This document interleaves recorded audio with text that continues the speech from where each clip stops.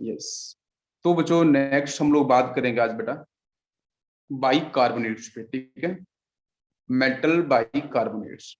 तो सबसे पहले बेटा आपके देखेंगे यहाँ पे एल्कली मेटल्स, तो all alkali metals for bicarbonate, ठीक है। तो यहाँ पे आपका जो मेटल है उसके साथ बच्चों उसकी वैलेंसी की बात करते हैं तो +1, बाइकार्बोनेट्स HCO3, ठीक है, ये आपका -1, ठीक है, क्रॉस मल्टीप्लाई कर देंगे तो बच्चों यहाँ से मिल जाएगा MHCO3 टाइप आपका मॉलिक्यूलर फॉर्मूला, ठीक है, बाइकार्बोनेट्स का। तो आप देख सकते हो यहाँ से कि बेटा लिथियम का बाइकार्बोनेट्स है, सोडियम का है, पोटेशियम का है, रुबिडियम का है, एंड सीजियम का है, ठीक है। तो यहाँ पे कोई एक्सेप्शन नहीं है, कोई भी एक्स्ट्रा रूल्स नहीं है। तो बच्चों यहाँ पे बिल्कुल आपका जितनी भी आपकी एल्कली मेटल्स हैं बाइकार्बोनेट्स इजिली फॉर्म करते हैं, ठीक है। लेकिन जो यहाँ पे की पॉइंट जो है ना, जहाँ से क्वेश्चंस बनने के चांसेस हैं वो यहाँ से है, ठीक है। क्वेश्चंस यहाँ से पूछा जा सकता है, ठीक है। तो यहाँ बच्चों की स्पेसिफिकेशन ये है कि जो लिथियम बाइकार्बोनेट है वो एग्जिस्ट करता है लिक्विड फॉर्म के अंदर, और बाकी जो बचे हुए बेटा बाइकार्बोनेट्स हैं आपके या जो कार्बोनेट्स भी थे वो आपके कहाँ बेटा एग्जिस्ट करते हैं, सॉलिड स्टेट के अंदर। तो रीजन वेरी इजी, कि रीजन बच्चों यहाँ पे क्या होगा, देखो ये लिक्विड फेज में क्यों जा रहा है, तो उसके पीछे बच्चों बेसिक सा रीजन ये है, कोवलेंट करेक्टर, ठीक है। कोवलेंट करेक्टर की वैल्यू मैक्सिमम बेटा किसके साथ है, according to Fazan rule lithium के साथ है, मैक्सिमम पॉजिटिव चार्ज डेंसिटी, ठीक है। तो ये जो आपका कंपाउंड है ना लिथियम बाइकार्बोनेट, उसके पास कोवलेंट करेक्टर मैक्सिमम है as compare to ionic character, ठीक है। जिसकी वजह से बेटा वहां पे जो परफेक्ट बॉन्डिंग है ना वो डेवलप नहीं हो पाती है। दैट्स व्हाई ये बच्चों लिक्विड फॉर्म के अंदर करता है एग्जिस्ट। बाकी जो बच्चों है यहाँ से सोडियम से लेके अप टू सीजियम, यहाँ पे परफेक्ट बच्चों आयोनिक करेक्टर की वैल्यू मैक्सिमम होती है as compare to covalent character.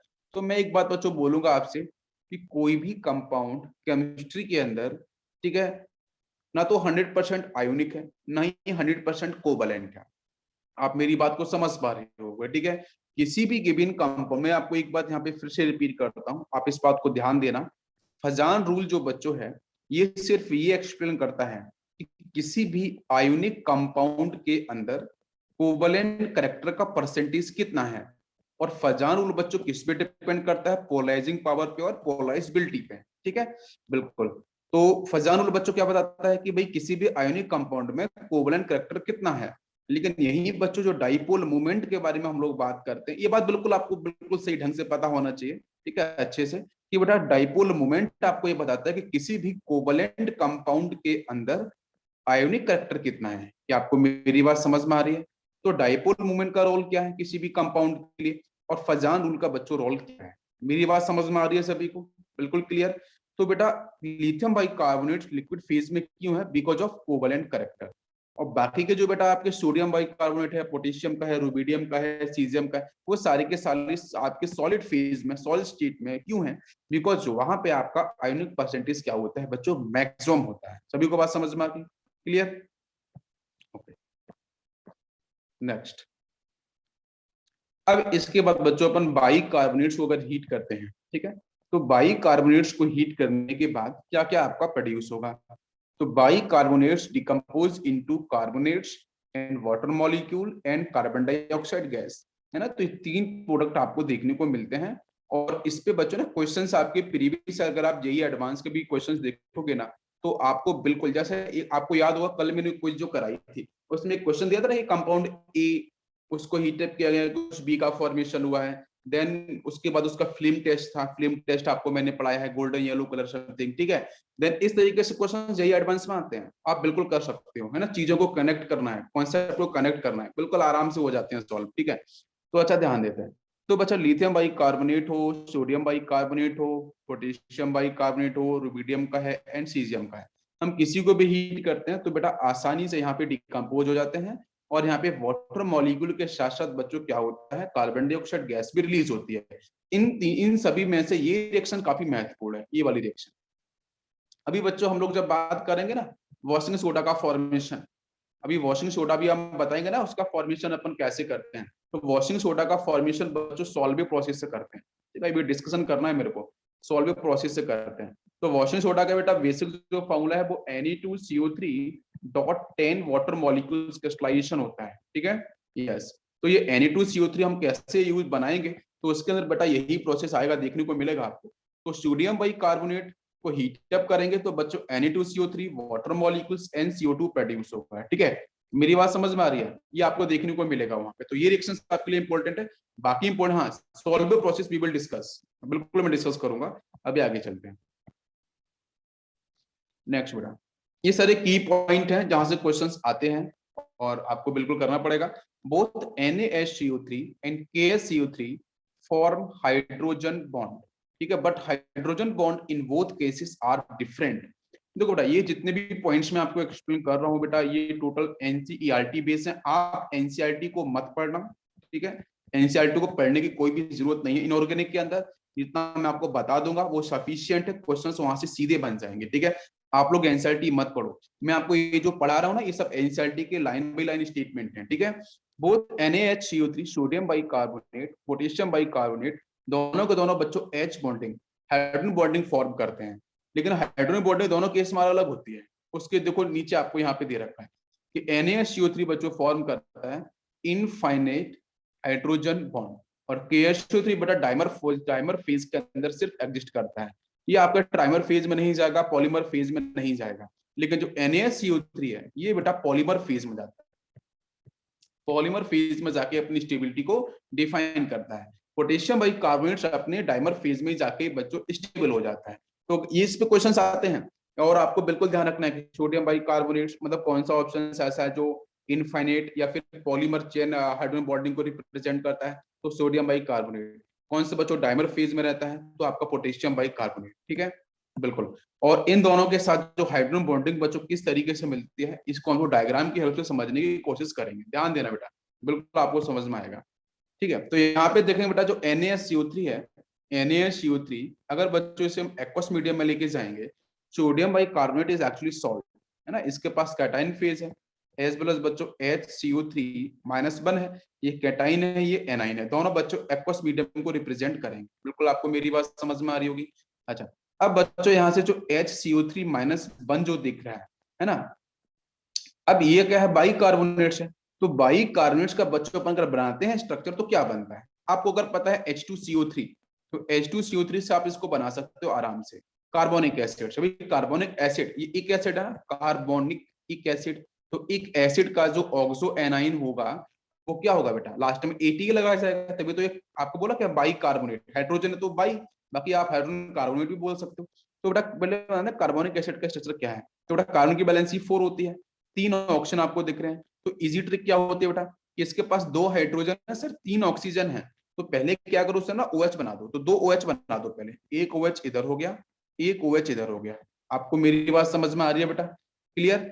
2 OH बना दिए, एक ऑक्सीजन बचा है। जब एक ऑक्सीजन बचा है बेटा, कार्बन की 2 वैलेंसी पूरी हो चुकी है, 2 वैलेंसी बची हुई है। ऑक्सीजन के पास बच्चों 6 वैलेंस इलेक्ट्रॉन्स होते हैं, उसको 2 चाहिए, तो 2 लेते ही बच्चों आपका ऑक्टेट कंप्लीट। बिल्कुल सही रोहित, करेक्ट आंसर।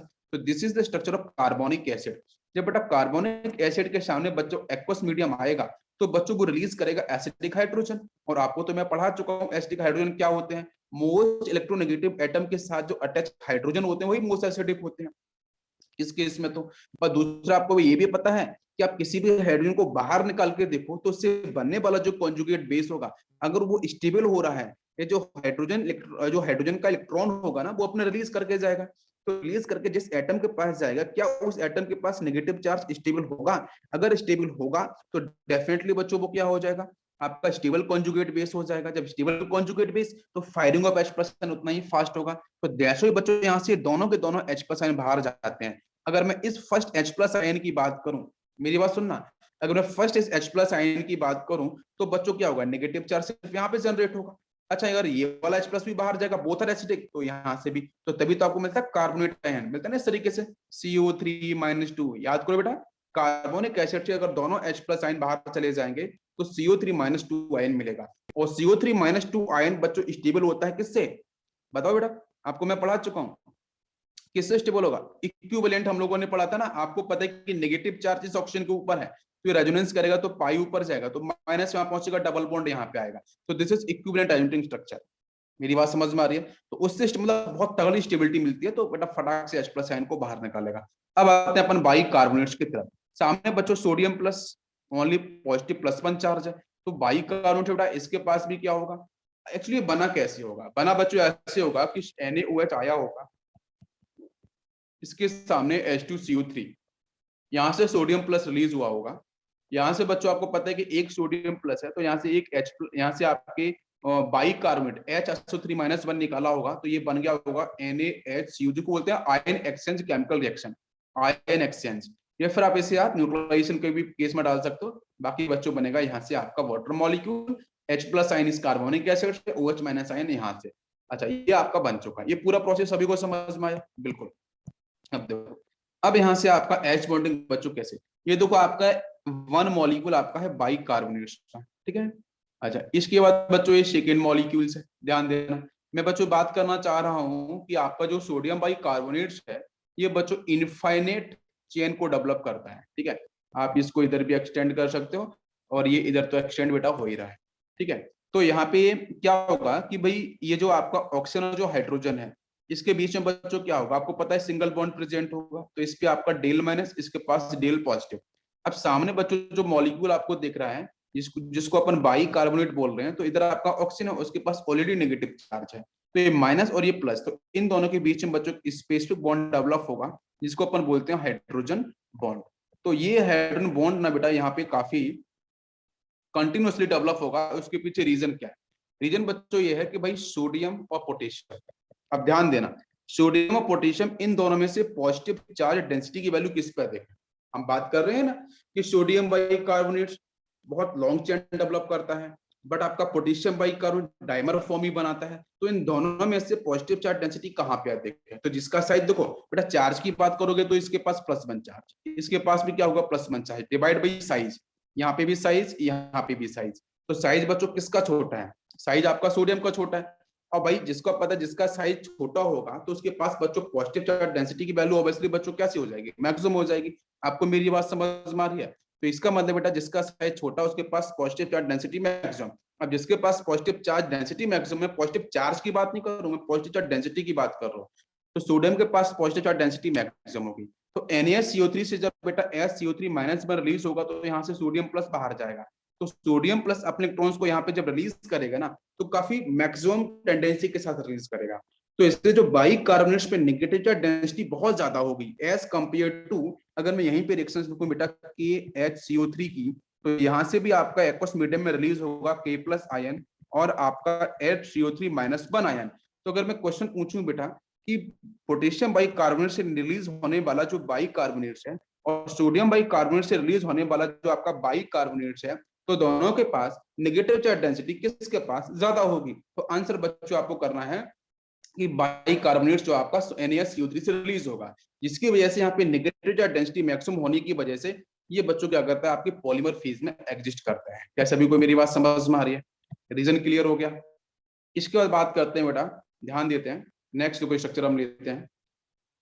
ये देखो डाइमर फेज को अपन समझते हैं। यहाँ से डाइमर फेज में आपका जो स्ट्रक्चर बेटा देखो, ये आपका यहाँ से C double bond O, then ये OH, इसके साथ यहाँ से O-, ठीक है। और एक आपका जो स्ट्रक्चर है वो आपका कुछ इस तरीके से है, ठीक है। दोनों के बीच में आपको दिख रहा है डाइमर फेज। तो ये डाइमर फेज का मतलब बेटा क्या है कि दो आपके यूनिट्स हैं, डाई का मतलब 2, मर का मतलब यूनिट्स, 2 यूनिट्स का बेटा कॉम्बिनेशन है। तो यहाँ पे आपको क्या मिलेगा, डाइमर फेज के अंदर ये आपको देखने को मिलेगा। तो ये रीजन आपको ध्यान रखना है कि कौन सा डाइमर फेज के अंदर है, कौन सा आपका पॉलीमर फेज में डिफाइन होता है। नेक्स्ट इसके बाद हम बात करते हैं एल्काइन अर्थ मेटल के बाई कार्बोनेट्स। तो यहाँ से एक की पॉइंट है, एल्काइन अर्थ मेटल बच्चों जितने भी हैं वो सारे के सारे बाई कार्बोनेट्स का फॉर्मेशन करते हैं। लेकिन यहाँ से जो की पॉइंट है, यहाँ से क्वेश्चन बन सकता है, इसको हम देखते हैं एक बार ध्यान से। यहाँ बच्चों है, when carbon dioxide gas is passed on alkaline metal hydroxide, an insoluble material having white turbidity occurs, due to which solution becomes milky। ये बहुत इंपॉर्टेंट है, ध्यान दे बेटा। यहाँ से मैंने बेटा लिया है CaOH ट्वाइस, कैल्शियम हाइड्रोक्साइड। इसके साथ बच्चों आप CO2 गैस का जैसे सर्कुलेशन कराओगे इससे, तो यहाँ से बच्चों कैल्शियम कार्बोनेट फॉर्म होगा। या तो बेटा 10th क्लास में भी अपन पढ़ते हैं ना ये रिएक्शंस, कि अगर कैल्शियम ऑक्साइड के साथ अगर हम वाटर मॉलिक्यूल पास कराते हैं, तो बच्चों CaOH ट्वाइस बनता है। आपको मैं ना इसका बेहतरीन एग्जांपल देता हूँ, ठीक है। अपने इंडिया के गांवों के अंदर बेटा आपने अगर देखा होगा बहुत बार आपने ये बात अगर देखी होगी तो जैसे मार्केट के अंदर जाते हैं तो उस समय काफी लगभग अगर आप प्रीवियस 10 ईयर्स में जाते हो तो वहाँ बच्चों मार्केट में ना जब दिवाली होली का टाइम होता था, फेस्टिवल्स का सीजन होता था, तो उस समय कैल्शियम ऑक्साइड की बोरियां मिलती थी मार्केट में, उसको लेके आते थे और मिट्टी के जो घर होते थे ना, तो क्या करते थे बेटा, इसको हम लोग वाटर मॉलिक्यूल्स में कंबाइन करते थे, तो यहाँ से CaOH ट्वाइस बनता था, प्लस बच्चों हाई हीट आपकी रिलीज होती थी, ठीक है, काफी एक्सोथर्मिक प्रोसेस हुआ करता था। और फिर इसी को बेटा लेके क्या करते थे, एक बाल्टी में डाल के इसको हम लोग ना जो दीवार जिस पे हम कलर करते थे, व्हाइट कलर या जो भी आपको कलर करना है, जो भी मिक्स कर रहा है, तो इसको बेटा जो हम यूज करते थे और इसको व्हाइट कर दिया मैंने दीवार को, तो उसके बाद बच्चों नेचर में जो प्रेजेंट कार्बन डाइऑक्साइड गैस है वो बच्चों कंबाइन होती थी इसी CaOH ट्वाइस के साथ। तो CaOH ट्वाइस से बेटा कंबाइन जब होगी तो ये बच्चों फॉर्म कर लेता है कैल्शियम कार्बोनेट की लेयर। तो आपने ये तो नहीं किया होगा, मैंने किया है ऐसा काम, गलत काम है ये, फिर भी किया है, बच्चे थे तो देखो ध्यान दो बेटा, तो क्या हुआ, जो कैल्शियम कार्बोनेट की जो लेयर है ये हार्ड लेयर होती है, ठीक है, तो वो जो दीवार होती है ना मिट्टी की, उसके ऊपर कैल्शियम कार्बोनेट की पतली पतली लेयर बन जाती थी, तो उसको निकालते थे अपन, ठीक है, वो तो अलग बात है, नहीं करना चाहिए। तो कैल्शियम कार्बोनेट की बच्चों लेयर्स वहां से क्या होती थी, वो आपकी फॉर्म होती थी। तो ये रिएक्शंस बेसिक यही है कि कैल्शियम कार्बोनेट जो बन गया है ना, तो एक बात ध्यान दो कि कैल्शियम कार्बोनेट का जब फॉर्मेशन हुआ है तो यहाँ पे एक रीजन ये लिखा है कि this is not totally soluble in water, it is partially soluble why turbidity form, so solutions become milky. तो क्वेश्चंस बहुत बार आता है कि यहाँ पे सॉल्यूशन जो है ना, आपने कैल्शियम हाइड्रोक्साइड में CO2 गैस को पास कराया तो वो पूरी तरीके से मिक्सअप नहीं होती है, लेकिन वहां पे व्हाइट टर्बिडिटी देखने को क्यों मिलती है, मिल्कीनेस क्यों आती है, तो मिल्कीनेस आने के पीछे बच्चों रीजन यही है कि आपका जो कैल्शियम बाई कार्बोनेट है ये आपका पूरी तरीके से डिजोल्व नहीं होगा। जब डिजोल्व नहीं होगा तो उस केस में क्या होगा, यहाँ से आपका जो सॉल्यूशन है वो हाई टर्बिडिटी आपको देखने को मिलेगी, जिसको अपन बोलते हैं सॉल्यूशंस बिकम मिल्की। अच्छा, फिर बच्चों क्या है कि अगर इसके साथ हम CO2 गैस फिर से पास कराएंगे एक्सिस में, तो फिर बच्चों बनता है CaSO3 twice, this is totally soluble in water, so milkiness disappear. तो अगर मिल्कीनेस आपको मिली है तो उसके पीछे रीजन बच्चों क्या है, कैल्शियम कार्बोनेट, और मिल्कीनेस डिसअपियर हो गई है फिर से, इसका मतलब CO2 काफी एक्सिस में कंबाइन हुई है, और उसके बाद बच्चों ये जो कंपाउंड बना है जिसके पास बच्चों देखने को मिलेगा हाइड्रोजन बॉन्ड, ये बच्चों इजिली वाटर मॉलिक्यूल से कंबाइन करेगा, और जो मिल्कीनेस आपको दिख रही थी वो आपके डिसअपियर हो जाएगी। क्या आपको मेरी बात समझ में आ रही है, सब कुछ क्लियर? यस, तो इस पॉइंट को आपको ध्यान रखना है। मिल्कीनेस का रीजन बच्चों क्या है, ये मिल्कीनेस डिसअपियर बच्चों की हुई है इस कंपाउंड की वजह से, ठीक है, इन पे क्वेश्चंस आते हैं। ओके, नेक्स्ट बच्चों अपन बात करते हैं नाइट्रेट। यस, कोई डाउट है आपको तो आप पूछ सकते हो। तो नेक्स्ट बच्चों बात करते हैं नाइट्रेट। तो बेटा सोडियम आपके जो एल्किली मेटल्स जो नाइट्रेट है वो सारे के सारे एलिमेंट नाइट्रेट फॉर्म करते हैं, like lithium, sodium, potassium, rubidium and caesium nitrate, ठीक है, यहाँ पे सारे के सारे आपके नाइट्रेट का फॉर्मेशन होता है। अब इनमें से आपको की पॉइंट्स क्या है, ध्यान क्या रखना है, तो लिथियम का नाइट्रेट, ये इंपॉर्टेंट ध्यान रखना है। तो all alkali metals nitrates breaks into metal nitrite and oxygen, ठीक है, ध्यान दो बेटा।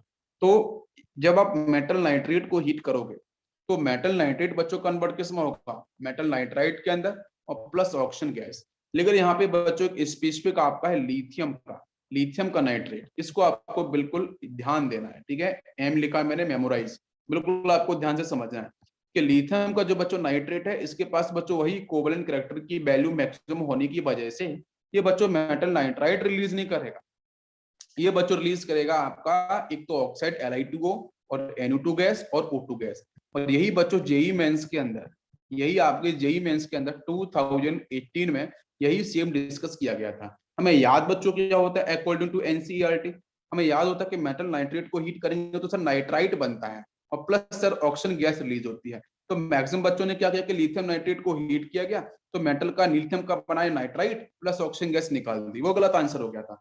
तो सही आंसर बच्चों यहाँ पे क्या होगा, लिथियम का oxide plus NO2 gas and आपकी ऑक्सीजन गैस, ये आपका रिलीज करता है। बाकी अगर आप दूसरे नाइट्रेट को हीट करोगे तो उस केस में मेटल नाइट्राइट मिलेगा और ऑक्सीजन गैस आपको देखने को मिलेगी। क्लियर हुआ सभी को? नेक्स्ट बच्चों सल्फेट की तरफ चलते हैं। अब एल्किल मेटल्स के बेटा जितने भी आपके एलिमेंट्स हैं वो सारे के सारे सल्फेट का फॉर्मेशन करते हैं, जहाँ पे मेटल की बच्चों बैलेंस कितनी होती है +1, सल्फेट की बच्चों बात करते हैं तो SO4 आपका -2 की स्टेट में है, क्रॉस मल्टीप्लाई करेंगे तो बच्चों मिल जाएगा यहाँ से M2SO4, ठीक है। ये आपका हो गया एल्कली मेटल सल्फेट। तो जितने भी बच्चों एलिमेंट्स हैं सारे के सारे एल्कली मेटल्स के सल्फेट का फॉर्मेशन करते हैं, ठीक है। यस, जितना मैं बता रहा हूँ उतना ही बच्चों आएगा, बाकी मैं क्विज कराता हूँ, आप वहां से समझते चलो, सब कुछ प्रैक्टिस हो जाएगा। नेक्स्ट बच्चों, all metal sulphate on fusion मतलब decomposition with carbon form metal sulphide and carbon monoxide. ये भी काफी इंपॉर्टेंट रिएक्शंस है कि बेटा कार्बन जो अपन यूज करते हैं वो कोक होता है एक्चुअली, ठीक है। तो कोक के साथ अगर बच्चों अपन यूज करते हैं आपका मेटल, आपका जो एल्कली मेटल का सल्फेट, उसको अपन अगर हीटअप करते हैं तो हीट करने से बच्चों यहाँ पे मेटल का सल्फाइड आपका प्रोड्यूस होगा और एज वेल एज बच्चों कार्बन मोनोऑक्साइड। तो यहाँ पे कार्बन का ऑक्सीडेशन नंबर बच्चों क्या है 0, और यहाँ पे कार्बन का बच्चों मोनोऑक्साइड में कितना है आपका +2 है। तो 0 से +2 हो रहा मतलब बेटा ऑक्सीडेशन को सपोर्ट कर रहा है, सेल्फ ऑक्सीडेशन। अगर सेल्फ, अच्छा ये सेल्फ ऑक्सीडेशन क्यों हुआ, बिकॉज 0 और +2 के कंपैरिजन में +2 की जो बच्चों स्टेबिलिटी होती है वो अधिक होती है। मैं बोलूँ +4 के कंपैरिजन में +2 की स्टेबिलिटी कम होती है, +4 की अधिक होती है। +4 से अधिक तो कार्बन जा ही नहीं सकता ग्रुप नंबर से अधिक ना, तो ये भी बात आपको ध्यान रखनी है। क्लियर, समझ में आ रहा है? यस। तो कार्बन बच्चों कभी भी मिल जाए, कार्बन को हीटिंग किया जाए, उसका हाइड्रोलिसिस किया जाए, उसके साथ कोई ऑक्सीजन का ऐड किया जाए, तो उस केस में कार्बन को ना मैक्सिमम ऑक्सीडेशन नंबर में ट्रेवल कराना है, मूव कराना है, स्टेबिलिटी गेन कराने के लिए।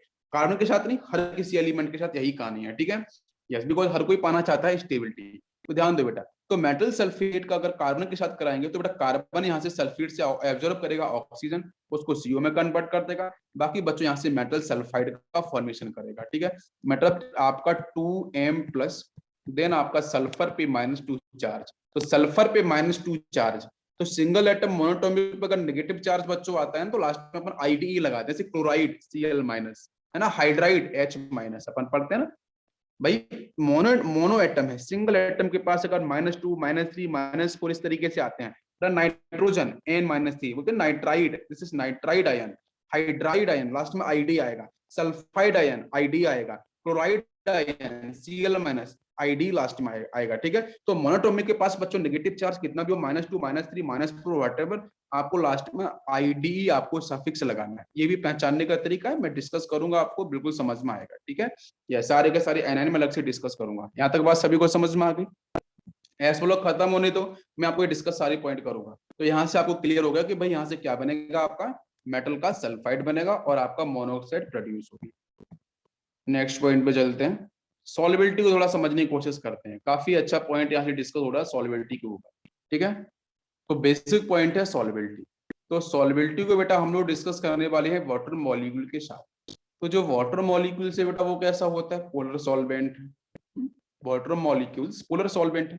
तो आपको पता है लाइट, जो लाइट की प्रॉपर्टीज को होल्ड करते हैं, तो पता है सबसे अधिक सॉल्युबिलिटी किसकी होगी, तो ऐसा सल्फेट जिसके पास आयोनिक करैक्टर की वैल्यू ज्यादा हो।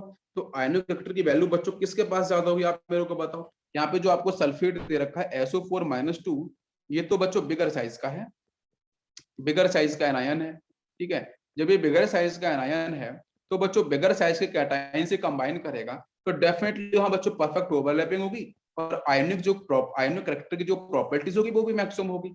अब लिथियम वाले केस में तो बच्चों लिथियम तो बहुत छोटा सा है, लिथियम इतना छोटा सा है, सल्फेट को जितना बड़ा सा है। तो आप मेरे को बताओ यहाँ पे बच्चों परफेक्ट ओवरलैपिंग क्या डिफाइन हो सकती है, क्या परफेक्ट आयनिक बॉन्डिंग आ सकती है, बिल्कुल भी नहीं। तो इस केस में बेटा क्या होगा, कोवलेंट करैक्टर की वैल्यू ज्यादा होगी अकॉर्डिंग टू फजान रूल। ये भी आपको समझ में आ रहा है भाई, लिथियम बहुत छोटा साइज का है तो इसके पास जो पॉजिटिव चार्ज डेंसिटी की वैल्यू भी बच्चों मैक्सिमम होगी। तो लिथियम सल्फेट के पास बिल्कुल, मैं बार बार बोल रहा हूँ कि बेटा इसके पास कोवलेंट करैक्टर की वैल्यू क्या होगी, maximum as compare to ionic character. तो वाटर मॉलिक्यूल्स बच्चों पोलर है तो इसे पोलर ही आपका सॉल्यूट चाहिए। तो पोलर बेटा पोलर सॉल्यूट सबसे अधिक कहाँ पे मिलेगा, तो लास्ट वाले केस में सीजियम सल्फेट के साथ। तो इसका बेटा सही ऑप्शन क्या होगा, ये करेक्ट ऑर्डर। क्या सर मेरी बात सभी को समझ में आई? तो बेटा वाटर मॉलिक्यूल के साथ जो सीजियम आपका सल्फेट है उसकी सॉल्युबिलिटी सबसे अधिक होगी, लिथियम सल्फेट की सॉल्युबिलिटी सबसे कम होगी। उसके पीछे रीजन आपको समझ में आ रहा होगा, because of polar nature, because of ionic character. क्या आपको मेरी बात समझ में आ रही है? तो क्वेश्चन बच्चों आयनिक करैक्टर को लेके पूछे तो भी आपको यही टिक करना है, क्वेश्चन आपको कोवलेंट करैक्टर को लेके पूछे तो फिर लिथियम सल्फेट का सबसे अधिक कोवलेंट करैक्टर होगा, आयनिक तो सबसे कम होगा आपका कोवलेंट करैक्टर आपके सीजियम सल्फेट का। अगर बच्चों सॉल्युबिलिटी के साथ पूछता है तो आपका ऑर्डर ये बनेगा। लेकिन अगर बच्चों क्वेश्चन यहाँ पे ये पूछता है कि CCl4 के साथ सॉल्युबिलिटी क्या ऑर्डर का होगा, बेंजीन के साथ सॉल्युबिलिटी का ऑर्डर क्या होगा, कार्बन डाइसल्फाइड के साथ आपके सॉल्युबिलिटी का ऑर्डर क्या होगा, तो आपको बहुत सही ढंग से पता है। कि CCl4 बेंजीन ये सारे के सारे बच्चों होते हैं नॉन पोलर सॉल्वेंट। तो नॉन पोलर सॉल्वेंट के अंदर जो आपका नॉन पोलर जो कोवलेंट मॉलिक्यूल्स है उसकी सॉल्युबिलिटी ज्यादा होगी, तो लिथियम सल्फेट बेटा सबसे अधिक सॉल्युबल हो जाएगा फिर इस केस में। क्या आपको मेरी बात समझ में आ रही है? सीजन सल्फेट सबसे कम हो जाएगा। तो किस किस तरीके से क्वेश्चंस बन सकते हैं मैंने आपको यहाँ पे डिफाइन किया। नेक्स्ट बच्चों बात करते हैं सोडियम एंड पोटेशियम के कुछ इंपॉर्टेंट कंपाउंड्स। ठीक है, अब कौन कौन से कंपाउंड्स बच्चों आपको देखने हैं तो प्लीज फोकस करते हैं। बेटा देखो, extraction of sodium and potassium ये एक मेटलर्जी का कॉन्सेप्ट है, उसको मेटलर्जी में डिस्कस करते हैं। ठीक है, और हम कौन कौन सी टेक्निक्स यूज करते हैं वो सब आपको मेटलर्जी में देखने को मिलता है। लेकिन बच्चों यहाँ पे जो इंपॉर्टेंट कंपाउंड्स आपके हैं वो कौन कौन से पढ़ रहे हैं? सोडियम हाइड्रोक्साइड, पोटेश आपका सोडियम कार्बोनेट, नेक्स्ट आपका Na2H2O3 और बच्चों आपका थायोसल्फेट के बाद आपका यहाँ पे पोटेशियम आयोडाइड। ठीक है, ये कंपाउंड्स आपको पढ़ने। तो चलते हैं बच्चों नेक्स्ट पॉइंट की तरफ। अब लोगों को बच्चों डिस्कस करना है पहले तो NaOH के बारे में। NaOH का बच्चों नाम क्या है? तो नाम बच्चों इसका सोडियम हाइड्रोक्साइड है, केमिकल नेम है ना, कॉमन नेम इसका कास्टिक सोडा है। कि क्या क्या बच्चों प्रॉपर्टीज पढ़नी है, प्रिपरेशन पहले पढ़ना है, प्रॉपर्टीज फिर NaOH के बारे में। नेक्स्ट आपका reaction of NaOH with carbon dioxide, next बेटा सल्फर के साथ रिएक्शंस, हैलोजेंस के साथ, नेक्स्ट आपका मेटल सॉल्ट के साथ, और लास्ट बच्चों मर्करी एंड NH4। तो जो सेवेंथ जो पार्ट है ये काफी इंपॉर्टेंट है। ठीक है, बाकी तो बच्चों NaOH के रिएक्शंस आपको पता है, ये तो हम लोग पहले भी पढ़ चुके हैं, याद करो बेटा, रिएक्शन मैकेनिज्म के डिस्कस किया था मैंने, है ना। बिल्कुल, सोडियम कार्बोनेट का फॉर्मेशन हुआ था भाई, CO2 सबसे पहले aqueous NaOH water molecule reaction perform करेगी। तो चलो अपन आगे बात करते हैं कि बेटा हम NaOH को यहाँ से किस तरीके से फॉर्म कर सकते हैं। तो ये बेटा जो रिएक्शंस मैं बात कर रहा हूँ ये आपकी NCERT की रिएक्शंस है, बिल्कुल आपको ध्यान देना यहाँ पे। तो देखो बेटा, when Na2CO3 react with calcium hydroxide then sodium hydroxide is formed along with CaCO3। तो बेटा कुछ भी नहीं है, आयन एक्सचेंज रिएक्शन सिंपल सी है, ये भी मीडियम एक्वस होता है, ये भी आपका एक्वस होता है। तो उस केस में आपको मिल जाते हैं 2 सोडियम प्लस आपके सोडियम कार्बोनेट से, और बच्चों मिलते हैं CO3-2। ठीक है, अच्छा, और दूसरे केस में बेटा दूसरे आपको जो रखा कैल्शियम हाइड्रोक्साइड, तो वहां से मिलेगा कैल्शियम +2 और आपको मिलेगा 2OH-1। ठीक है, तो बेटा सिर्फ आयन एक्सचेंज है, पॉजिटिव को नेगेटिव पसंद होता है, आपको बिल्कुल पता है, अपोजिट चार्ज। तो बेटा यहाँ से सोडियम प्लस के साथ बच्चों जाएगा NOH- और इसके साथ बेटा जाएगा आपका Ca+2। Charge must be balance. ठीक है, ये इंपॉर्टेंट है। तो बेटा टोटल पॉजिटिव चार्ज कितना है सोडियम के पास? +2 है।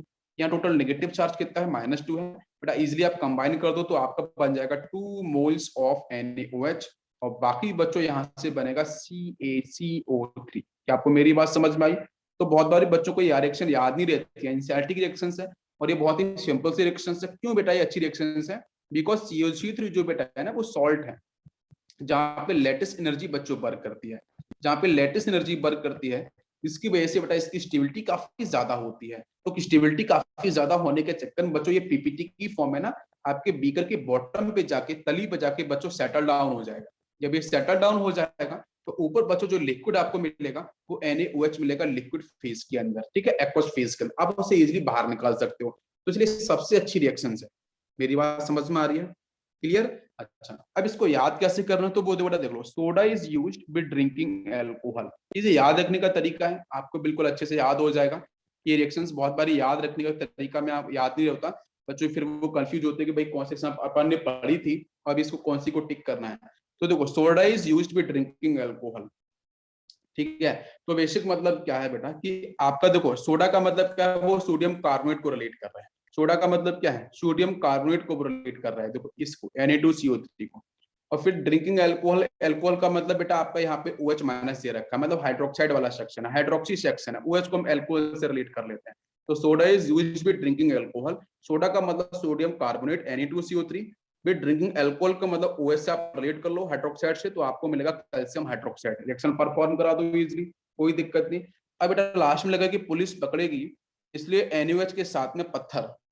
ठीक है, कोई एक सिंपल सा लॉजिक यहाँ पे बैठाया गया है और कुछ भी नहीं, कि आपका जब मतलब उसमें इस भाई अल्कोहल पीने के बाद अगर कोई भी ड्राइविंग करता है तो ऑब्वियसली दिक्कत नहीं होने वाली, आपको समझ में आता है। तो उस केस में क्या है कि भाई NaOH के साथ पत्थर मतलब सोडियम हाइड्रोक्साइड का बेटा CaCO3 आपको देखने को मिल रहा है एज ए प्रोडक्ट। बाकी बच्चों पुलिस पकड़ेगी और आपको क्लोज कर देगी। तो सिंपल सा प्रोसेस ये है कि soda is used by drinking alcohol, आपको हमेशा याद रहेगा। बताओ मजा आ रहा है कि नहीं आ रहा है, सीरियसली बताओ पहले तो ये बात बताओ, याद रखने का तरीका समझ में आ रहा है? बिल्कुल आसान है। यस, सभी क्लियर हो रहा है? नेक्स्ट बच्चों बात करते हैं अपन यहाँ पे NaOH की प्रॉपर्टीज, ठीक है।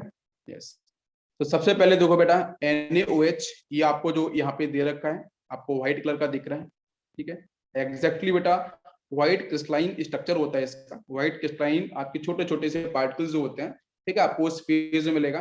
ये आपको जो दिख रहा है ना, इससे आपको देखने से पता ही चल जाएगा बेटा ये NaOH है।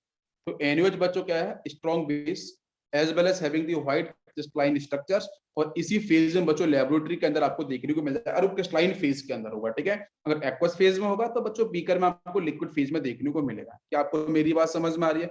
दूसरा पॉइंट बच्चों, इसका जो NaOH का जो बेटा स्ट्रक्चर है, अपन लोगों ने सॉलिड स्टेट बहुत अच्छे से पढ़ी है, ठीक है। तो मैं सॉलिड स्टेट से रिलेट नहीं करूंगा, आप उस पर टेंशन मत लो। मैंने बेसिकली यहाँ पे आपको स्ट्रक्चर बताने की कोशिश करी है कि होता बच्चों क्या है कि सोडियम जैसे यहाँ पे प्रेजेंट है, तो इसके जस्ट बच्चों बगल में क्या होगा, OH माइनस होगा। देन इस OH माइनस के बाद बच्चों यहाँ पे आपका फिर से sodium plus, then OH minus, मतलब क्या होगा, अल्टरनेट पोजीशन पे sodium plus and OH minus का रिअरेंजमेंट होता है और ये कॉम्पैक्ट स्ट्रक्चर को डिफाइन करता है। मेरी बात समझ में आ रही है? अगर वो सॉलिड फेज में होगा, अगर लिक्विड फेज में होगा तो बच्चों इनका डिसोसिएशन हो जाएगा, ठीक है, जिसमें वाटर मॉलिक्यूल्स की H बॉन्डिंग एंट्री कर जाती है। इसकी वजह से पूरा का पूरा जो आपको दिख रहा है यहाँ पे crystalline structure, that will dissociate, that will break.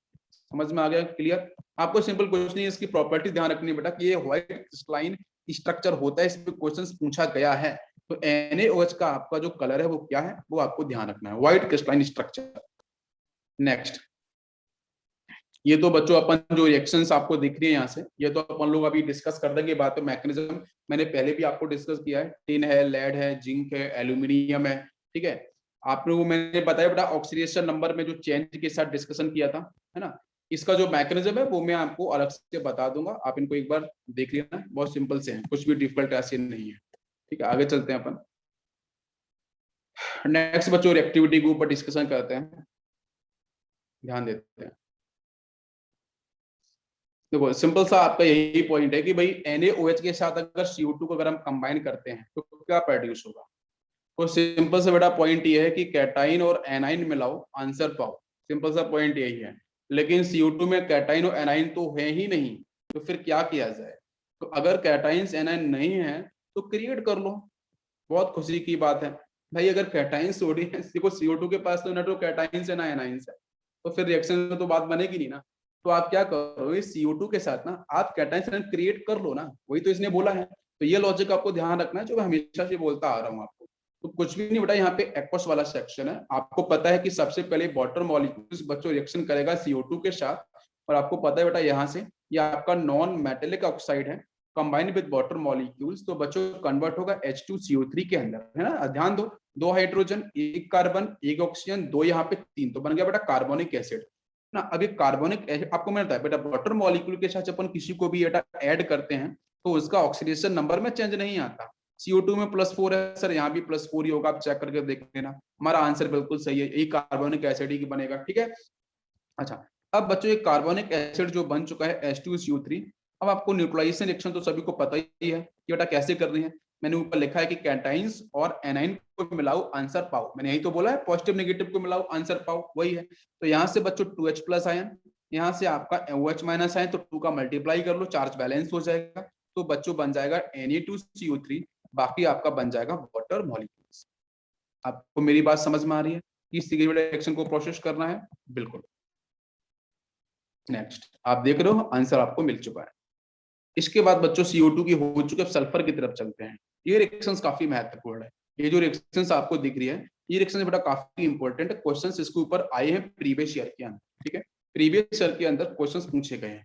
तो NaOH के साथ बच्चों सल्फर का जो एडिशन है वो किस तरीके से आपका प्रोसेस होता है।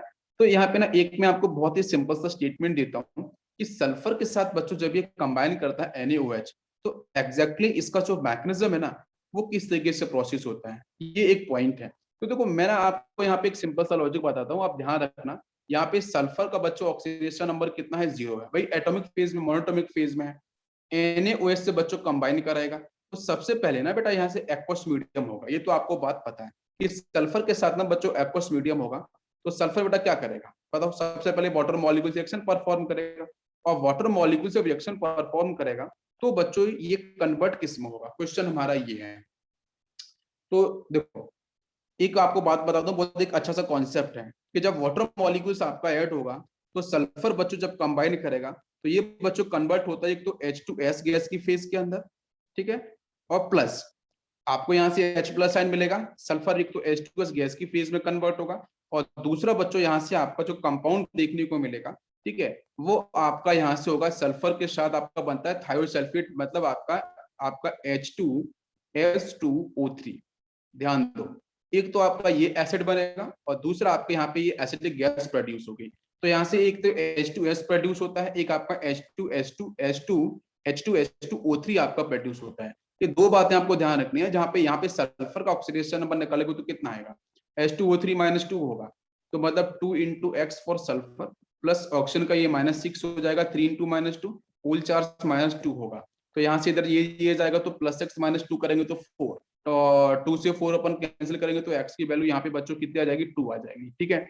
अच्छा यहाँ पे सल्फर बच्चों किस स्टेट में है, तो हाइड्रोजन का बेटा 2 × 1, because hydrogen combine with non metals always hold plus 1 charge, तो आपका 2 × 1 प्लस सल्फर का x = 0, तो यहाँ से x = आ जाएगा -2।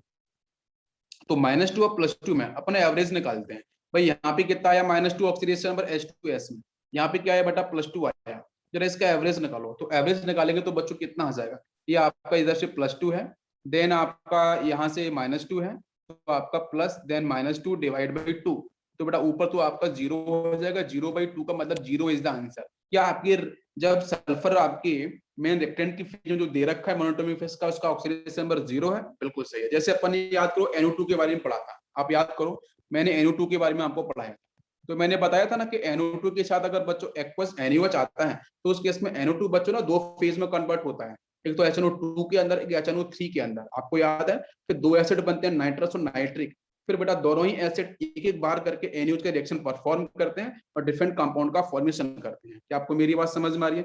तो सेम बच्चों प्रोसेस सल्फर के लिए भी है, तो प्लीज इस बात को आपको यहाँ पे लिख रहा हूँ मैम, एम का मतलब मेमोराइज, आपको समझना है अच्छे से जो मैं बता रहा हूँ। तो सल्फर बेटा जब वाटर मॉलिक्यूल के सामने आएगा तो दो फेज में हमेशा कन्वर्ट होगा, H2S गैस की फेज में, और बच्चों ये कन्वर्ट होता है आपकी H2S2O3 की फेज में। क्या आपको मेरी बात समझ में आ रही है? अब इसके पीछे एक लॉजिक है, वो लॉजिक बच्चों क्या है मैं आपको बताऊंगा, हीटिंग इफेक्ट है एग्जैक्टली, कि NaOH के साथ जो एक्वस मीडियम होता है ना, तो उस केस में ना यहाँ पे थोड़ी हीट प्रोड्यूस होती है, तो हीट प्रोड्यूस होने के चक्कर में जो सल्फर का जो 0 ऑक्सीडेशन नंबर है, ये बच्चों एक बार ऑक्सीडेशन को सपोर्ट करता है, एक बार रिडक्शन को सपोर्ट करता है। मतलब यहाँ पे क्या होती है, डिसप्रोपोर्शनेशन रिडॉक्स रिएक्शन होती है। डिसप्रोपोर्शनेशन का मतलब उसी सेम एलिमेंट का ऑक्सीडेशन, उसी सेम एलिमेंट का रिडक्शन। तो सल्फर बच्चों 0 से जब आपके +2 में जाएगा तो H2S2O3 बनाएगा, तो ऑक्सीडेशन हो गया। सल्फर 0 से -2 में जाएगा तो H2S गैस बनाएगा। तो इसका मतलब बहुत अच्छे पॉइंट ये बनता है कि यहाँ पे जो sulphur undergoes disproportionation reaction, disproportionation का मतलब बच्चों ऑर्थोडॉक्स, जिसका मतलब वही सेम एलिमेंट आपके ऑक्सीडेशन को भी सपोर्ट करेगा, वही सेम एलिमेंट आपके रिडक्शन को भी सपोर्ट करेगा। अब बच्चों यहाँ से H2S गैस बन चुकी है, यहाँ से आपका H2S2O3 बन चुका, आप आयोनाइज करा सकते हो। तो जब बेटा इसे हम आयोनाइज कराएंगे तो क्या मिलेगा, आप ध्यान दो, मैं इन दोनों को आयोनाइज कराऊंगा तो क्या आपको यहाँ से मिलेगा। तो देखो पहले मैं बात करूंगा इसको, तो यहाँ से मिल जाएगा 2H प्लस आयन और मिलेगा H2O3 - 2 आयन, समझ में आया बेटा। अच्छा यहाँ से क्या मिलेगा, यहाँ से बेटा मिल जाएगा 2H प्लस आयन, और सल्फर भी बच्चों चार्ज होगा आपका -2 के साथ। आपको मेरी बात समझ में आ रही है? तो मोनोटोमिक के ऊपर नेगेटिव चार्ज, तो आपका आईडी लगाना है, सल्फाइड हो जाएगा। पूरी बात क्लियर? अच्छा तो बाकी बच्चों सामने से कौन आएगा, NaOH। तो एक बार बेटा NaOH की रिएक्शन इसके साथ करानी है, तो Na+ यहाँ से मिल जाएगा 2 सोडियम प्लस। एक बार बच्चों आपको यहाँ पे लाना पड़ेगा Na+, यहाँ पे -2, तो यहाँ पे आपको 2 सोडियम प्लस। दोनों को कंबाइन करो तो बेटा एक बार मिलेगा प्रोडक्ट Na2S, और एक बार मिलेगा आपको यहाँ से Na2S2O3, बाकी बच्चों आपको वाटर मॉलिक्यूल साथ में मिलेगा।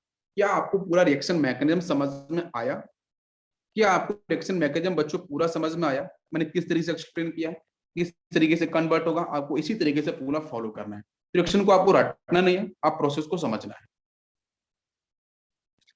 नेक्स्ट, इसके बाद बच्चों अपन हेलोजेंस के ऊपर बात ऑलरेडी कर चुके हैं, तो यहाँ पे कोई कंफ्यूजन आपको नहीं होना चाहिए, ठीक है। हेलोजन का मैकेनिज्म आपको मैंने बताया पहले। तो कोल्ड एंड डाइल्यूट अगर बच्चों हेलोजन के साथ मैं बात करूं बेटा, कोल्ड एंड डाइल्यूट अगर NaOH दे रखा है उसके साथ बच्चों अगर हेलोजन आता है तो उस केस में बच्चों बनता है NaX और बनता है HOX। मैं आपको पहले भी बता चुका हूँ कि बेटा H2 के साथ अगर डाइल्यूट और अगर आपका एक्वस फेज के अंदर अगर NaOH आता है तो उस केस में वाटर मॉलिक्यूल जब रिएक्शन परफॉर्म करता है हेलोजन के साथ तो बच्चों कन्वर्ट होता है HX के अंदर। अच्छा मैंने सिमिलर Cl2 बोला था तो HCl बनाया था, और बच्चों ये आपका हाइड्रोक्लोराइड हो गया। बाकी आपका क्या बनेगा, आपका हेलस सेट बनता है, मतलब यहाँ से क्या हो जाएगा, एक तो आपका ये बन गया, बाकी बनेगा HXO बनेगा। ठीक है, ये दो एसिड बन जाते हैं। तो इसके साथ पहले आपका NaOH इससे रिएक्शन करेगा और दूसरी बार इससे रिएक्शन करेगा तो टू डिफरेंट सॉल्ट बनेगा, बाकी वाटर मॉलिक्यूल। तो NaX बन गया, NaOX बन गया। लेकिन ध्यान देना यहाँ पे आपका जो X है बच्चों को क्लोरीन ब्रोमीन आयोडीन होगा। ठीक है, अगर बच्चों फ्लोरीन आता है तो क्या करना है, तो फ्लोरीन आएगा तो बच्चों आपको बनाना है NaF OF2 और water molecule. This is specific reactions, जिसको अपन हेलोजन चैप्टर में भी पढ़ते हैं। यहाँ पे आपका बिल्कुल ध्यान दो, यहाँ पे आपका जो फ्लोरीन है वो बच्चों कन्वर्ट किस में हो रहा है, NaF के अंदर और आपका OF2 के अंदर और वाटर मॉलिक्यूल्स में। इसका ऑक्सीडेशन नंबर निकाल के देखते हैं। यहाँ बच्चों कितना आएगा इसका 0। ठीक है, यहाँ पे जो है ना फ्लोरीन आपका है, यहाँ पे कितना बच्चों आया -1 की स्टेट में फ्लोरीन। यहाँ बच्चों कितना आएगा तो निकालना पड़ेगा, ऑक्सीजन के लिए X, तो फ्लोरीन के बेटा ऑलवेज आपका -1 होता है, तो 2 × -1 = 0। तो X की वैल्यू बच्चों +2 आ गई। इसका मतलब यहाँ पे आपको एक बात ये समझ में आ गई कि भाई फ्लोरीन का भी यहाँ पे -1 है, ऑक्सीजन का यहाँ पे कितना हो गया -2। तो बहुत बार बच्चों क्वेश्चन पूछा गया कि OF2 के अंदर जो ऑक्सीडेशन नंबर है ऑक्सीजन का वो क्या होता है, या फ्लोरीन का जो ऑक्सीडेशन नंबर है वो क्या होता है। तो बच्चे यहाँ पे गलती करते हैं। तो किसका फिक्स है बेटा, फ्लोरीन का फिक्स है, ऑक्सीजन का फिक्स नहीं है। ऑक्सीजन का वैरी करता है, ऑक्साइड पर ऑक्साइड सुपर ऑक्साइड सब ऑक्साइड, इसलिए उसका आपको X लेके सॉल्व करना है।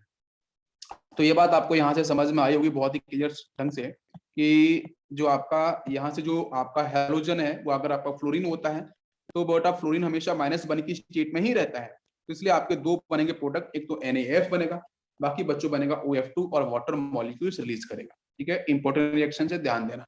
अगर बेटा हॉट एंड कॉन्सेंट्रेटेड होता है तो उस केस में आपको यहाँ पे वही मिलेगा, NaX मिलेगा और आपका NaXO3 मिलेगा।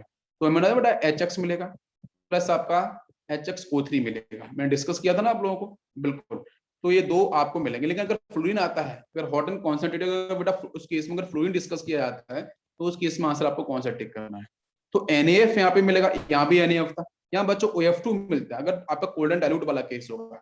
अगर हॉट एंड कॉन्सेंट्रेटेड होगा तो बच्चों F2 आपको गैस देखने को मिलेगी। ये इंपॉर्टेंट है। तो मैं कहता हूं ना कि आप इन दोनों रिएक्शंस को ध्यान रखो, इन दोनों को। बाकी ऊपर वाली तो आसान है, वो तो आपको बिल्कुल समझ में आ गई होगी, बट इन दोनों को ध्यान रखो, इन पे क्वेश्चंस आपका बन सकता है। ठीक है, बिल्कुल। कोई कंफ्यूजन, कोई डाउट किसी बच्चों को? नहीं।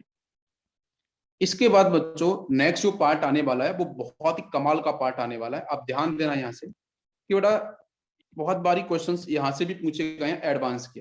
ये पार्ट आपका जेईई एडवांस का है, ठीक है, IIT के लिए। ठीक है, बिल्कुल ध्यान देना। मैंने आपको इसका याद कर रखने का तरीका सिखाऊंगा। तो देखो बेटा Fe+2 के साथ NaOH आएगा तो ये प्रोडक्ट फॉर्म होता है, Al के साथ A आएगा तो आपका ये कुछ प्रोडक्ट फॉर्म होगा इस तरीके से। तो ना ये आपको प्रोडक्ट तो आप देख सकते हो जो भी बनेगा, कहीं भी ऑक्सीडेशन नंबर में चेंज नहीं हो रहा है। तो रिएक्टेंट देखो, आयरन बच्चों क्या होता है मोर स्टेबल, फेरस में नहीं होता है, फेरिक में होता है। मतलब जो +2 ऑक्सीडेशन नंबर होता है आयरन का, आयरन के ऊपर अगर बच्चों +2 उसको बोलते हैं अस, दिस इज फेरस आयरन, है ना, दिस इज फेरस आयरन। अगर Fe+3 लिखा होता है तो इट इज मोर स्टेबल, जिसको बच्चों बोलते हैं फेरिक आयरन। और आपका Fe+3 always more stable because of Z effective value आप बोल सकते हो, वो इलेक्ट्रॉनिक कन्फिगरेशन के रिस्पेक्ट में बोल सकते हो। तो Fe+3 बड़ा रिएक्शन करेगा तो देखो यहाँ पे जो बनेगा प्रोडक्ट वो आपका FeOH थ्राइस बनेगा। इसका ब्राउन PPT होता है, कलर में याद रखना आपको सिखाऊंगा। ठीक, अगर बच्चों एल्यूमिनियम की बात करते हैं तो एल्यूमिनियम +3 की स्टेट में स्टेबल होता है, मैग्नीज +2 की स्टेट में स्टेबल होता है, क्रोमियम +3 में आता है स्टेबिलिटी में, कॉपर +2 में, निकल +2 में। तो आपके जो स्टेबल ऑक्सीडेशन नंबर वाले जो बच्चों मेटल कैटायन हैं उनकी रिएक्शंस आपके एक्वस NaOH के साथ है तो डिफरेंट टाइप के बच्चों हाइड्रोक्साइड देखने को मिलेंगे। तो क्वेश्चंस बेटा ये आता है कि इनके जो कलर हैं सारे के सारे PPT हैं। देखो ये ब्राउन PPT है, व्हाइट है, पिंक है, ग्रीन है, ब्लू है, ग्रीन है। तो इनको याद कैसे किया जाए, तो इनका याद रखने का तरीका ना मैं आपको थोड़ा सिखाता हूँ। देखो आपको यहाँ से याद होगा, ध्यान दो, बिल्कुल याद रखने का तरीका मैं आपको यहाँ सिखाता हूँ। देखो बेटा FeOH थ्राइस बनाना, जहाँ पे बेटा क्या दिख रहा है आयरन, आयरन का मतलब बेटा लोहा, लोहा बच्चों क्या होती है रस्टिंग, रस्ट बच्चों कैसा होता है ब्राउन, तो मेरे बेटा ब्राउन पीपीटी। बताओ क्या याद हुआ आपको, बिल्कुल जल्दी से बताओ, रिस्पॉन्स करो। FeOH थ्राइस का मतलब बेटा क्या, पीपीटी सर मेरे को याद नहीं हो रहा, कलर याद नहीं हो रहा, अब याद हो जाएगा ना। आयरन बच्चों कैसा होता है, आयरन का मतलब लोहा, लोहा पे बेटा क्या होता है रस्ट होती है, जंग बोलते हैं, तो इससे बड़ा कलर कैसा ब्राउन होता है, तो ब्राउन पीपीटी अपन को याद हो गया। क्या पहला पॉइंट सभी को याद हुआ भाई, एक बार आंसर तो कर दो यार, क्लियर। सेकंड बच्चों AlOH थ्राइस की बात करें बेटा, AlOH थ्राइस बेटा एल से बेटा याद रखो आलिया, आलिया भट्ट आपने जानते हो, ठीक है, बहुत फैन हो गया आप लोग तो बेटा AlOH थ्राइस एल्यूमिनियम से याद रखो आलिया, आलिया का बेटा कलर कैसा है व्हाइट कलर। अरे समझ में आ रहा है बेटा, याद रखने का तरीका सिखा रहा हूँ, ठीक है, बाकी और कुछ भी नहीं, दिस इज व्हाइट कलर। अब व्हाइट कलर बेटा मतलब क्या, व्हाइट पीपीटी। अरे याद हुआ कि नहीं हुआ, एल्यूमिनियम ई से आलिया, बाकी आपका व्हाइट कलर व्हाइट पीपीटी, समझ में आ गया, याद हो रहा है कि नहीं हो रहा है, बताओ भाई जल्दी से। नेक्स्ट मैग्नीज हाइड्रोक्साइड, ध्यान दो बेटा, मैग्नीज एम लिखा है, एमन का मतलब मन, अरे मन से पिंक, आप ऐसे बोलो मन से पिंक, भाई मन में कुछ ऐसे ऊपर नीचे चीजें आती हैं, आपको पता ही है, आप तो जिस स्टेट से गुजर रहे हो मैं समझ सकता हूँ। तो बेटा MnOH ट्वाइस मतलब एमन का मतलब मन से पिंक, अब मन में कुछ पिंक पिंक आ रहा है तो मतलब क्या, कैसा इंसान बेटा, रोमांटिक इंसान, ठीक है, और रोमांटिक इंसान का मतलब बेटा पिंक पीपीटी। अरे याद हुआ, अरे याद देने का तरीका, तो MnOH ट्वाइस, अब आपको याद हो रहा है, जल्दी से रिवाइज करो। FeOH थ्राइस आयरन, रस्ट से रिलेट किया था अपन ने, कैसा बेटा ब्राउन पीपीटी। AlOH थ्राइस आपका एल्यूमिनियम मतलब Al, आलिया से याद रखते हैं व्हाइट कलर, व्हाइट पीपीटी मिलेगा। मैग्नीज मन से पिंक मतलब पिंक पीपीटी आपको मिलेगा। नेक्स्ट बच्चों आते हैं CrOH थ्राइस क्रोमियम, क्रोमियम का मतलब बच्चों क्या है करेला, भाई क्रोमियम से क्या याद रखेंगे करेला, और करेला बेटा कैसा होता है ग्रीन कलर का, आपको पसंद नहीं होगा खाने में, मुझे भी पसंद नहीं है, तो बेटा किसियर, शेयर का मतलब बेटा करेला, और करेला बेटा कैसा होता है ग्रीन कलर का होता है, अरे खाने वाला जो वेजिटेबल्स आती है। और बच्चों आपको पता है कि भाई अगर ग्रीन कलर तो ग्रीन पीपीटी आपको याद हो गया, अरे समझ में आ रहा है। नेक्स्ट बच्चों कॉपर हाइड्रोक्साइड, देखो कॉपर बेटा आपको पता है ब्लू बिट्रोल, इसका नाम होता है ना कॉपर हाइड्रोक्साइड ब्लू बिट्रोल, और ब्लू बिट्रोल बच्चों कैसा होता है CuSO4.7H2 यही होता है, और बाकी बच्चों ब्लू बिट्रोल है तो आपका ब्लू पीपीटी आपको डिफाइन हो जाएगा। तो कॉपर के हाइड्रोक्साइड के तो ब्लू पीपीटी सभी को याद होता है, और ब्लू पेट्रोल का बेटा क्या होता है आपका मॉलिक्यूलर फॉर्मूला, तो आपके CuSO4.7 वाटर मॉलिक्यूल्स। और लास्ट बच्चों निकल के साथ, ये काफी इंपॉर्टेंट है, ध्यान दो, इंपॉर्टेंट तो सारे ही हैं, आपको याद रखना मैंने सिखा दिया। निकल हाइड्रोक्साइड, निकल से बेटा याद रखो निकाह, है ना, निकाह, निकाह मतलब जो शादी होती है निकाह, और निकाह बच्चों किस आपके धर्म में होता है, मुस्लिम धर्म के अंदर होता है, ठीक है, आपको पता ही है। और उसमें बेटा क्या होता है green colour is pure for Muslims, ठीक है, मतलब उनके लिए काफी फेवरेट कलर, हम इसको ऐसे बोल सकते हैं, ठीक है। अच्छा काफी उनके लिए बाकी काफी पसंदीदा कलर आपको डिफाइन किया जाता है, तो ग्रीन कलर आप ऐसे याद रख सकते हो, तो ग्रीन से बेटा क्या होगा ग्रीन पीपीटी आपका हो जाएगा। अब जल्दी से मेरे को ये बता दो, क्या आपको याद हुए सारे के सारे कलर, जल्दी बताओ मेरे को, एक बार आंसर करो बेटा।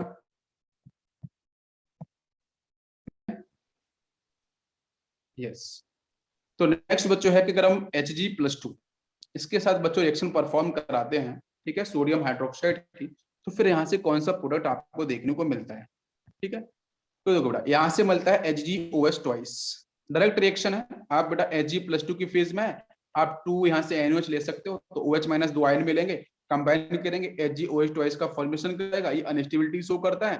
तो बच्चों को हम पढ़ाते हैं हापा मेटल, हापा, ठीक है, हापा मेटल में पढ़ाता हूँ आपको, मैं लॉजिक सिखाऊंगा। हापा का मतलब क्या है, एच का मतलब बेटा है मरकरी से, एच का मतलब है मरकरी बेटा क्या हाइड्रेट जेरम बोलते हैं, याद है ना, मरकरी Hg हाइड्रेट जेरम ना मरकरी। और बच्चों क्या आपको मिलता है ए का मतलब बेटा ऑरम, ऑरम मतलब बेटा पता है ऑरस गोल्ड बोल सकते हैं AU से, ठीक है। पी का मतलब बेटा आपका यहाँ पे प्लेटिनम से है, पैलेडियम नहीं प्लेटिनम से है। और ए का मतलब बेटा यहाँ पे एक आपका यहाँ पे हो गया सिल्वर, गोल्ड हो गया है, और आपका एजी आएगा, यस, इसको अर्जेंटस बोलते हैं, ठीक है, यस। तो ये 4 बेटा मेटल ऐसे हैं जिसपे जेई एडवांस ने बहुत बार क्वेश्चन पूछा है कि बच्चों अगर मैं इसका मैंने नाम रखा है हापा मेटल, क्या नाम रखा है हापा, आपको याद रखना है, याद रहेगा बेटा, अरे बोलो भाई मेरे साथ हापा, याद रहेगा ना हापा मेटल्स। तो हापा मेटल्स की बेटा प्रॉपर्टीज ये है कि इनके बच्चों चाहे हाइड्रोक्साइड मिले, इनके चाहे कार्बोनेट्स मिले, इनके चाहे सल्फेट्स मिले, इनके चाहे बाइकार्बोनेट्स मिले, इनके बच्चों किसी भी टाइप के ऑक्सीजन, इनके भी किसी भी टाइप के बच्चों सॉल्ट मिले, मैं बेसिकली बेटा बात यूज कर रहा हूँ सॉल्ट, इनके पास बच्चों किसी भी टाइप के सॉल्ट मिला है। सॉल्ट का मतलब बेटा कि ये आपका जो हापा मेटल्स हैं, मरकरी, गोल्ड, प्लेटिनम और आपका सिल्वर, ये बच्चों कैटानिक फेज में हो और कोई इसके पास एनाइन लगा हो, तो इसका मतलब सॉल्ट की फेज में है। तो सॉल्ट की फेज में बच्चों आपको दिख जाए ना, आप आंख बंद करके बोलना कि वो सर अनस्टेबल है। कैसे हैं? अनस्टेबल हैं, बिल्कुल आप ठीक है ना, अनस्टेबल हैं। और वो अनस्टेबल हैं तो बेटा स्टेबिलिटी में कन्वर्ट होना चाहेंगे। तो रूम टेम्परेचर पे ही बच्चों ये आपके स्टेबल हो जाते हैं और कन्वर्ट होते हैं बच्चों आपके HgO के अंदर, अगर मरकरी होगा। मेरी बात समझ में आ रही है सभी बच्चों को? बात क्लियर? अच्छा, HgO भी बच्चों ना अनस्टेबल होता है एक्चुअली, ये बेटा फाइनली कन्वर्ट होगा आपके मरकरी के अंदर। मैं आपको कंप्लीट कर देता हूँ, मरकरी के अंदर कन्वर्ट होगा और आपकी O2 गैस यहाँ से इवॉल्व होगी। मैं फिर से रिपीट करूं, हापा मेटल याद हुआ आपको, मरकरी, गोल्ड। देखो बेटा बहुत अच्छे कॉन्सेप्ट हम लोग पढ़ रहे हैं। इसके पहले हम लोगों ने पीपीटी याद रखने का तरीका सीखा, सल्फर के ऊपर हम लोगों ने बात करी, हमने फ्लोरीन के ऊपर भी बात करी। बहुत अच्छे कॉन्सेप्ट हैं, क्वेश्चंस यहीं से बनते हैं। आपका मरकरी है, गोल्ड है, प्लेटिनम है, सिल्वर है, अगर बेटा इनके सॉल्ट कहीं भी मिल जाए, आप उनको डिसोसिएट करो फटाक से बेटा, कन्वर्ट करो किसमें? ऑक्साइड की फेज के अंदर, और ऑक्साइड से बच्चों कन्वर्ट किसमें हो जाएंगे? आपको मेटल की फेज में। तो मरकरी बच्चों Hg की फेज में ही रहना चाहता है, गोल्ड अपने Au की फेज में ही रहना चाहता है। आपने पढ़ा है ना कि गोल्ड, प्लेटिनम वगैरह कैसे होते हैं बेटा? अनरिएक्टिव होते हैं, इनर्ट होते हैं। अगर गोल्ड और प्लेटिनम, सिल्वर अगर बच्चों अगर रिएक्टिव होते हैं तो जो एसिड रेन होती है या एटमॉस्फेयर में प्रेजेंट ऑक्सीजन है, वाटर मॉलिक्यूल है, उनसे रिएक्शन परफॉर्म कर जाते हैं। तो घरों के अंदर आपने पता है कि मम्मी वगैरह जो आप सिस्टर्स वगैरह होती हैं जो पहनती हैं गोल्ड, प्लेटिनम वगैरह, जो भी सिल्वर वगैरह, तो भाई वो तो कलर चेंज ही हो जाता। अपने गोल्ड पहना भाई, रंग बिरंगा चमक रहा है बढ़िया सा, और बेटा आपने बाहर निकल के गए और फिर से घर के अंदर आए आप पार्टी वार्टी से, तो देखा बेटा वो कुछ और कलर में चेंज हो गया, कुछ और कंपाउंड बन गया। तो अनरिएक्टेड होते हैं, आपको पहले से पता है। ठीक है, तो अगर इनके कोई भी कंपाउंड बच्चों सॉल्ट की फेज में मिल जाते हैं या ऑक्साइड फेज भी मिल जाती है, तो आपको फटाक से ना इनको मोनोटोनिक फेज में कन्वर्ट कर देना है। क्या आपको मेरी बात समझ में आई? तो ये बच्चों बनेगा यहाँ पे प्रोडक्ट। क्लियर सभी को? नेक्स्ट बच्चों, NaOH के साथ अगर बेटा अमोनियम का सॉल्ट आता है NH4, तो बच्चों पहले कन्वर्ट होगा NH4OH के अंदर।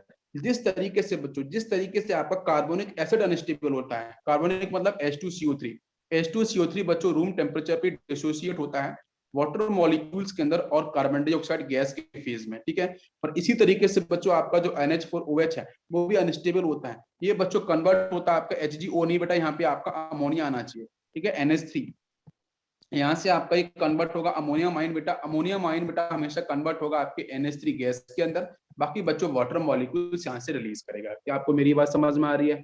क्लियर? क्वेश्चन आएगा, आपको इसी तरीके से सॉल्व करना है। तो decomposition reactions remove water molecules and right the product. बिल्कुल आसान, सभी को समझ में आया? क्लियर बच्चों? इसको लिख देना यहाँ पे आप अमोनिया, ठीक है, NH3। सभी को समझ में आ गया? क्लियर? चलो